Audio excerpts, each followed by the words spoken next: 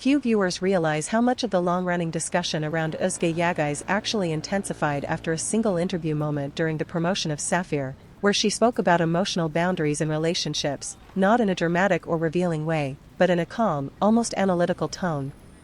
That interview circulated widely across fan pages, especially because audiences immediately began comparing her words to her past relationship with Gökberk Demirci, even though she never mentioned him directly.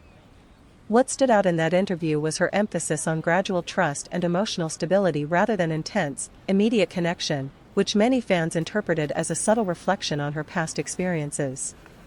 On platforms like Twitter and Turkish forums, users began dissecting the phrasing of her answers, suggesting that her perspective on relationships had evolved significantly after her engagement ended.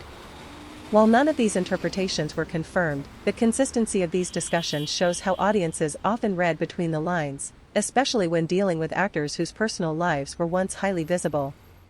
At the same time, another layer of discussion emerged around whether her shift in tone was intentional, with some fans arguing that it reflected a conscious effort to maintain privacy after experiencing intense public scrutiny during her previous relationship. This interpretation aligns with her noticeably more controlled media presence in recent years, where she rarely shares personal details and keeps interviews focused on professional topics.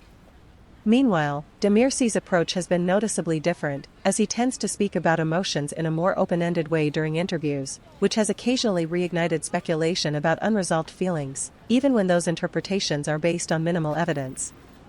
This contrast in communication styles has become a recurring topic in fan discussions, with some viewers seeing it as a difference in personality, while others interpret it as a difference in how they manage public perception.